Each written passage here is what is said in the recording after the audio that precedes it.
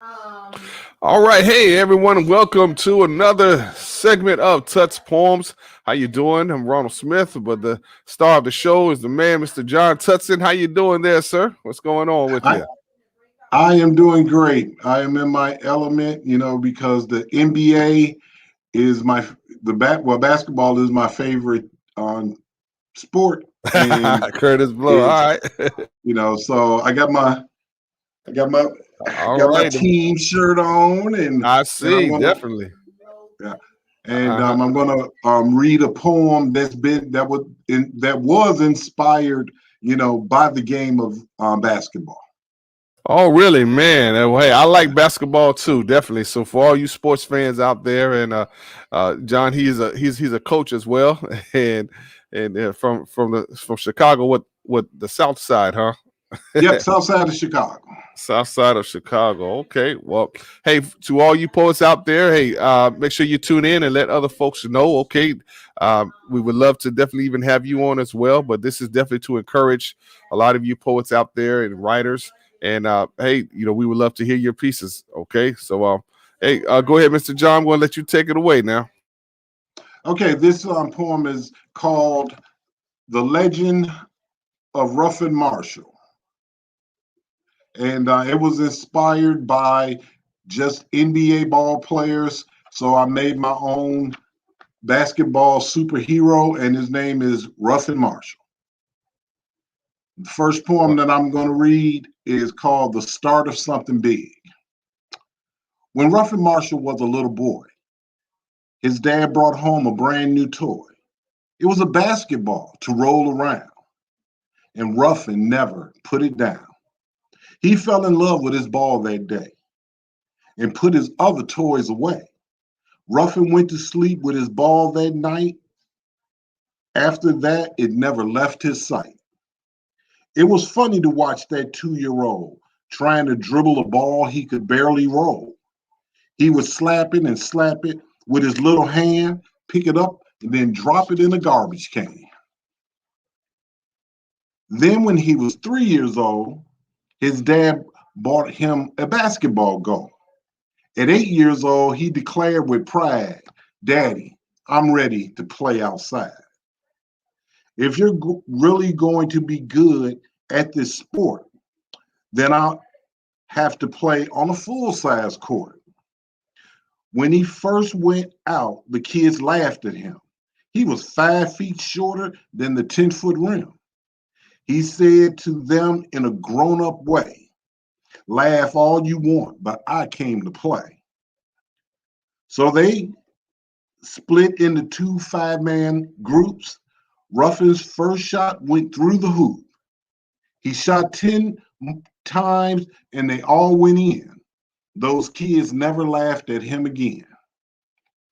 His dad signed him up for the Pee Wee team. Ruffin was the answer to his coach's dream. When his team won the title, no one was surprised.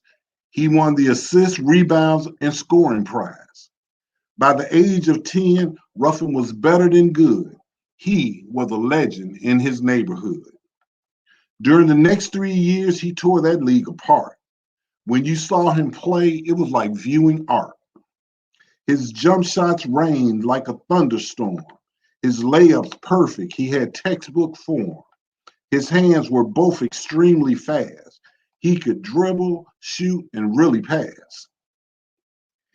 But his dunks were what really made him stand supreme. He had no equal at the age 13. Like a king, over his court he reigned. The Pee Wee League was his first domain. That's the first. Oh, sounds like a one of the greatest basketball players around. Hey, I know that could be debatable, but Yeah. man, yeah, And seems. Mm-hmm. yeah. So that was I wanted to give him a background. Okay, gotcha. So that was the first poem. The second poem, because it's a 3-poem book. Oh, okay, a 3-poem book. All right. So the second poem is called Basketball Days, Daze. All right. All right. In high school, Ruffin was king of the court, premier player in the state, said a scouting report. From dawn to dusk, he lived basketball. His opponents didn't matter, he demolished them all. Scouts gathered nightly to watch him compete. The moves he created were truly unique. His coaches would talk of their championship dream as they watched from the sidelines, the star of their team. When he handled the ball, he put on a show. When he dribbled up court, he looked like he had a giant yo-yo. These years, 3 years, Ruffin's team won the championship game. His senior year looked like it would be more of the same. Then a new kid moved to town. He was real competition. And then he tried to unseat Ruffin's number one position. Rival coaches pleaded with him at the top of their voices. To play at their high school, he had so many choices. Well, this new kid in town joined the other top team.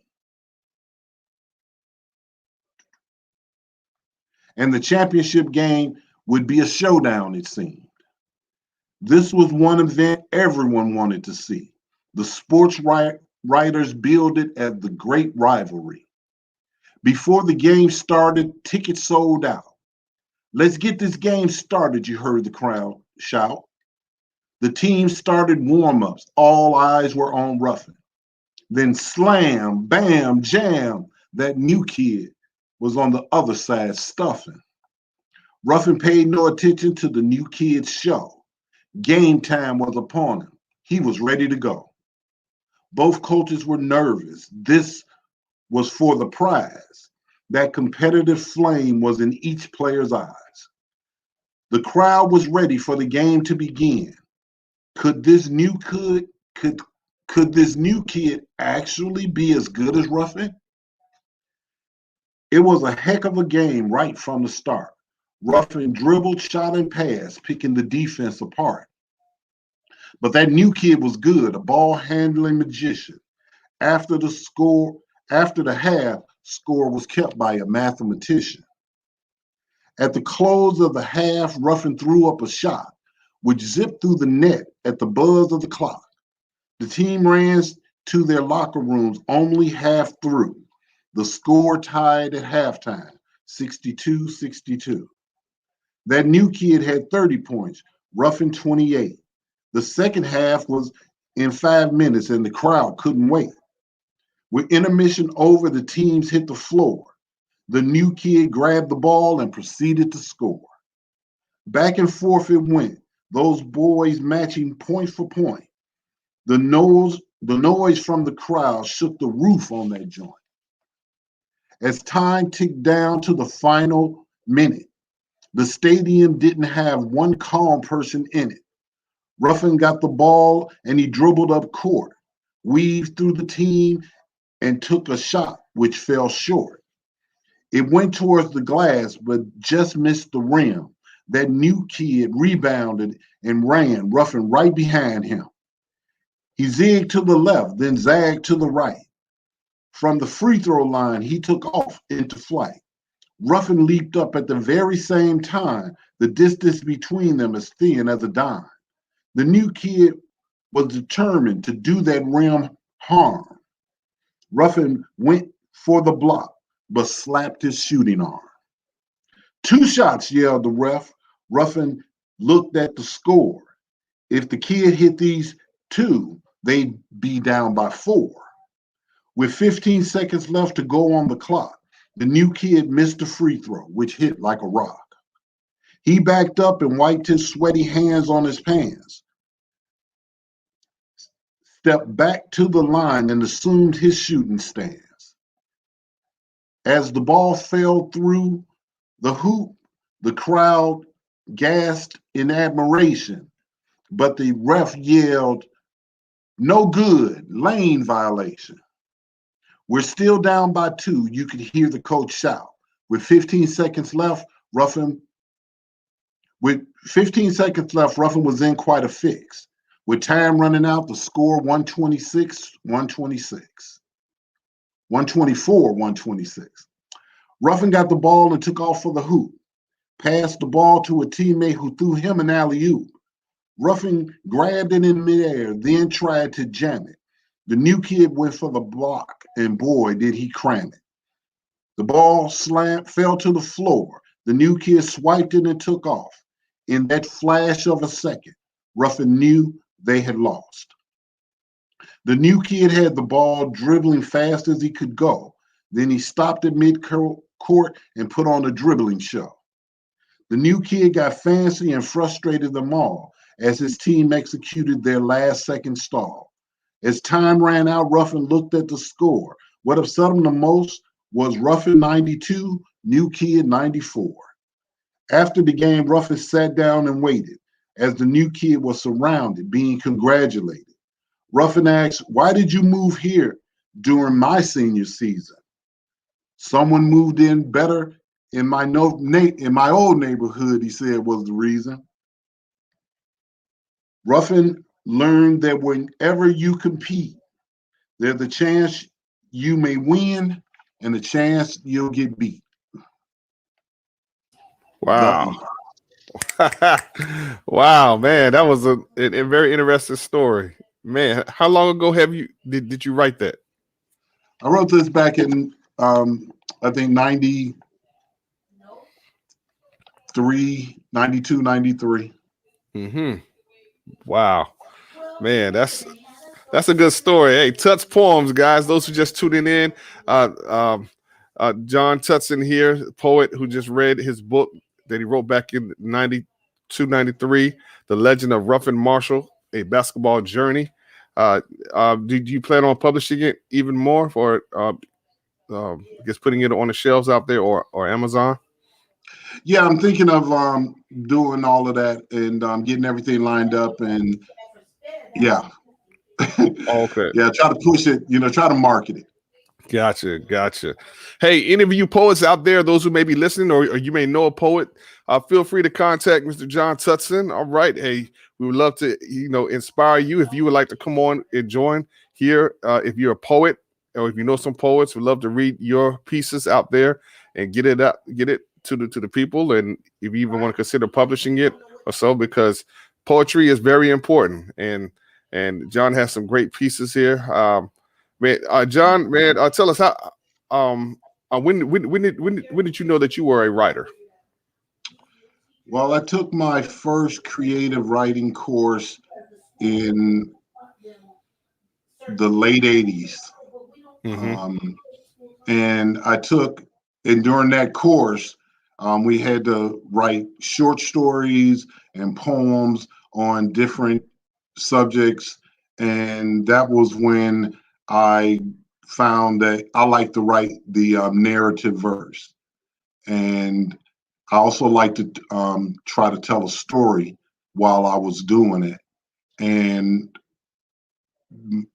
my teacher liked it. And so that was when I knew that I could write. But I've always been into, poetry because I've always enjoyed music, and most songwriters are poets. They're just putting their stuff to music. And I don't want to say that I was influenced by rap music, but Mm-hmm. in the 90s, rap was blowing up. And I never was trying to be a rapper. I just wanted to write poems, because I didn't know music. And so this was my way. This was my contribution to the game. Awesome. Wow. Well, hey, you definitely have some great pieces. Again, if you are a poet out there, we'd love to hear from you. And also go join his Facebook page to see some of his other poems as we post some other things on there. All right. Tuts Poems on Facebook, or get in contact with them through Gmail. If you have an email or so, again, if you're a poet out there, or if we would love to have your writings on here and even have you present them if you're not afraid to come on here and talk to the world. Man. So I said that it was on 3, but actually it's on 4. It's 4. All right. Well, hey, look, hey, Let's make it happen. Again, the legend of Ruffin Marshall, a basketball journey. And basketball is definitely celebrated here in pretty much all over the world, basically. So this next piece is called Ruffin Goes to College. Every college in the nation begged Ruffin to play, sending scouts and recruiters to his home every day. After weighing each offer with much contemplation, he chose a school in his city which stressed education. "Young man, you are crazy," the coaches all screamed. "That school has a terrible basketball team. Basketball is a talent I'll use as a tool to get a good education at a quality school. The degree that I earn will give me clout in the business world in case basketball doesn't work out. As a role model, many kids look up to me.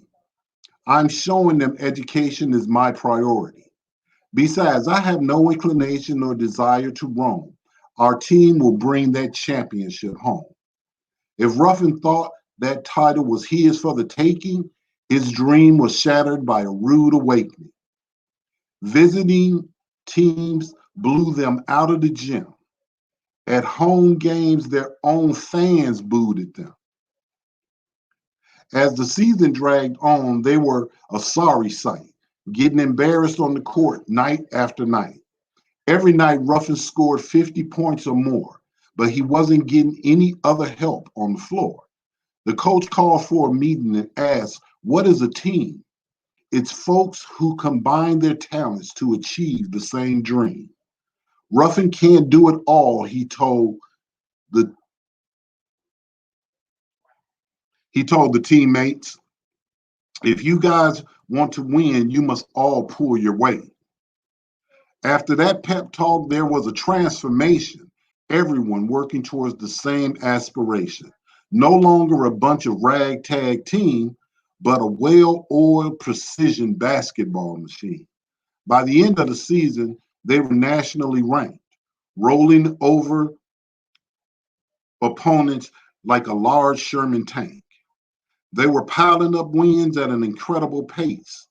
On the last day of the season, they captured first place. The NCAA was so impressed at how the season went, they invited Ruffin's team into the March Madness tournament. There were 3 games to win for their dream to come true, but to get to that championship, they must win the first 2. Both teams were tough, but proved no competition. Neither stood a chance against this team on a mission. Next, their journey to the title faced its ultimate test. The nation's number 1 team on their own championship quest. This team hadn't lost in 3 years and were 40-0, and they planned to win their second title in a row. As the game started, the other team was shooting a 3-point shot. Ruffin's team tried to keep up, but that other team was sizzling hot. Ruffin's teammates weren't playing together and soon fell behind. At halftime, Ruffin's team were losing by 9. In the locker room, the team said, "We're just missing too much. We have to have somebody to shoot in the clutch. Right now, we're behind, and it's points that we need. Ruffin, you're our leader. Get out there and lead." In the third quarter, Ruffin picked up the scoring a notch. His playing was simply amazing to watch. His defense was superb. He kept forcing turnovers, patrolling the court like a dog named Rover. On the other side of the court, he was a highlight film, 3-point shooting and dunks, abusing that rim. The shots he was taking seemed impossible to make, slipping and slithering through defenders like a rattlesnake. In the fourth quarter, they cut the lead to 3. Ruffin said, "Make sure you get the ball to me." Time was ticking down. 10 seconds remained on the clock. Ruffin was fouled by a forward who went for a block. He sank the 2 free throws and looked up at the score. There were 3 seconds left, 105 to 104. The coach called timeout. He was sweaty and tense. This is our last chance. Give me some solid defense. Then the other team got sloppy because time was so brief and floated a pass. Ruffin stole like a thief. Ruffin threw up a shot and prayed not to miss. 3, 2, 1, buzz, and the ball through went through the net with a swish. Ruffin said, "I'm not bragging, but I knew we could win. It's where you finish that count, not where you begin." Ruffin wore 2 more titles during his college career. By the time he graduated, his future was clear. Ruffin Marshall was ready and on his way to become a superstar in the NBA. Oh man, loving it, man, loving it. Oh man, so hey, Michelle, she says, "Where is Ruffin Marshall from?" Yeah, I wonder where he from. I hope he played for the Tar Heels. Ruffin plays for your favorite team, wherever that is. Okay, hey, so then I'll say Tar Heels. That's my favorite college team. Yes, awesome. You know, I Wow. used to, I used to read this, and people would always say, "Well, who did you base it off of?" Because me being from Chicago, everybody thought that I was, basing it on Michael Jordan, Mm-hmm. but I really wasn't. I just took, a bunch of my favorite players, Mm-hmm. and just put them all in the melting pot. All in like a gumbo, pretty much. Yeah. Like a basketball gumbo player. Okay, man. That's what's up. All right. So, again, those who are just tuning in, I want to thank you all so much. Again, this is Tuts Poems, this podcast that comes on every Wednesday at 5 o'clock, and we want to inspire all you poets out there. Okay, and if you know a poet and that may be good for the show to come on and read, hey, we would love to have you. All right, make sure you definitely contact John Tutson. Go to his Facebook page if you have not. Go ahead and join his Facebook page on there. John Tuts Poems, as well as you could also email him, okay, on Gmail. All right, tutspoems@gmail.com. If you are interested, if you're a poet or if you know a poet, hey, send them this way. We would love to have you on the show. John is doing something very unique here. Okay, and he has written some great pieces over the years, and so he's putting it out there, and hopefully this will inspire somebody else as well. Okay, so all right, so now Ruffin is in college and about to go to the NBA. So Yes. I I guess this is the last stanza of it Yeah. of this wonderful story. Okay. So this is our NBA future star. Okay. The Lakers. Yeah. In the lottery, Ruffin was the first draft pick. The last place team snatched him up quick. Ruffin accepted a jersey from his new team, and he said, "Playing in the NBA is my lifelong dream. I'm ecstatic to be playing in this town. With hard work, we'll turn this team around. Last year's writers called this club pretenders. Now they call them real contenders." High school and college has been his test, preparing him to play against the best. Ruffin's first pro game was really rough. Every player in the league was very tough. In college, they might play twice a week. Now, 4 games in 4 nights was not unique. Players were bigger, faster, and stronger. Games were quite physical, lasting much longer. It wasn't enough to just love to play. You had to be ready to battle every day. During preseason, Ruffin proved he was ready to go. When regular season started, he put on a show. Ruffin came out shooting and scored 44. The next night, he scored 30 more. Since the NBA didn't allow any zone, Ruffin proved to be in a league of his own. Running, leaping, and scoring like a precision tool, Ruffin was the teacher. That court was his school. Soon the city saw a change begin. The team began to win and win. The fans began to be so proud. Every night became a sellout crowd. They cheered each time he would score, encouraging him to score more and more. His jump shots had zip that scorched the net. On the shot going in, you could always bet. 3-point shots were called. Oh, 3-point shots were called as dingers. The crowd yelled three when it left his fingers. As great as his offense, his defense was that bad. Opponents said he couldn't stick fur on a Velcro pad. In defensive skills, he had a lot to learn. He was named his man roamed free. Ruffin was constantly burned. Ruffin might hit 30 to lead a route, while his man scored 30 to balance it out. But that didn't matter to the hometown fans. The team was winning, Ruffin was their man. He was a write-in vote on the All-Star card. 5 million votes later, Ruffin started at guard. Ruffin scored an amazing record 63, walked away with unanimous game MVP. Late in the season, Ruffin's team captured first place. Ruffin kept up his startling scoring pace. His average was 56 points per game.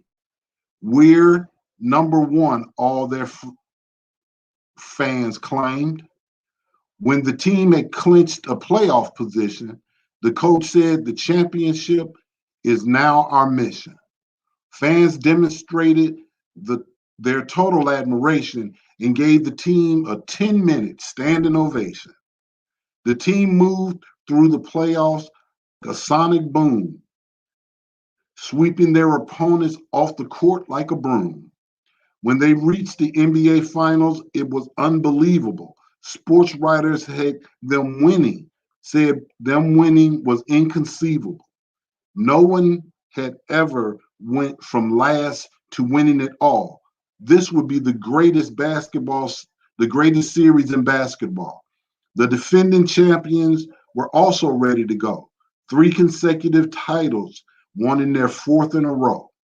On their roster, they carried the best player in history, 7 scoring titles, 5 season MVP. Game 1 was quite exciting. Ruffin's team lost by 6.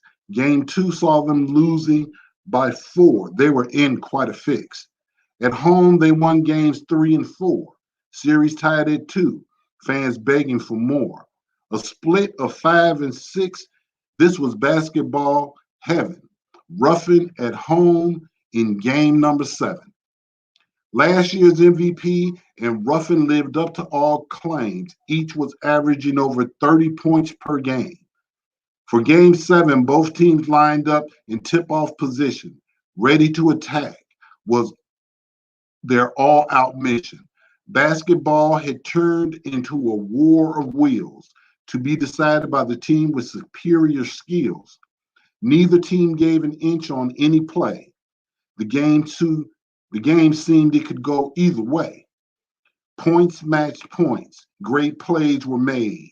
First, second, third quarters were flawlessly played. As quarter number 4 winded down to the end, would a dynasty be stopped and another begin? With 15 seconds left, Ruffin's team led by 2. Last year's MVP had the ball. What would he do? He had 39 points. This shot had to go in. 2 points for the tie or 3 for the win. He faked to the left, then shuffled his feet, shifted hands with the ball with a motion so sweet.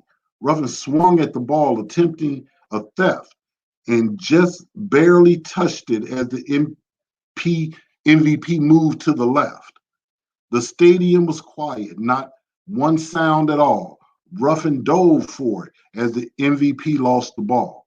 Ruffin grabbed it and dribbled those last seconds out, and the crowd just erupted in one joyous shout. Fans cheered and changed and clapped in a standing ovation. Ruffin's 39 points earned the crowd's adulations. Ruffin mob reporters mobbed him after the game was through. What was the best part of this season for you? That last play of the game was just so intense. I'm glad we finally got a chance because of my defense. From that day on, his future was clear.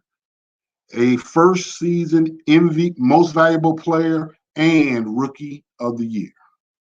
Oh man, great story, poetry there. The Legend of Ruffin Marshall, a basketball journey by Mr. John Tutson. Man, hey John, awesome piece right there. Awesome work. And yeah, you need to definitely make that available. Publish it out, make some more copies, do what you need to do. That could definitely help inspire, especially young kids out here today. All Thank right. you, Ron. I appreciate that. Hey, So well, hey, yeah. So that's the next step.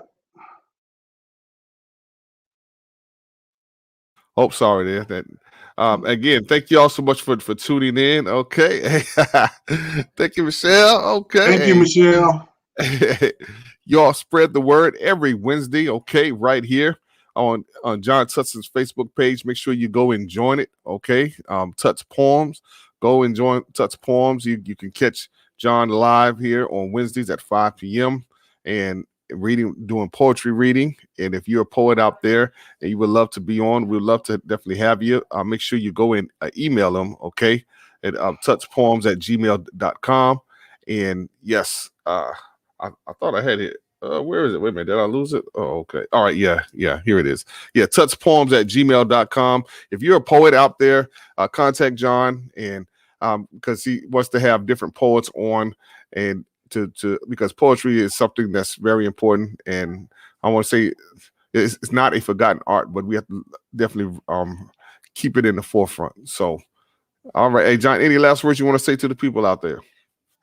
No, I just want to say to the other poets, please, contact me and let us, share what you do, and it's never too late. And hey, we're doing this for just the enjoyment of doing it. So, please come on, and we'd love to hear what you do.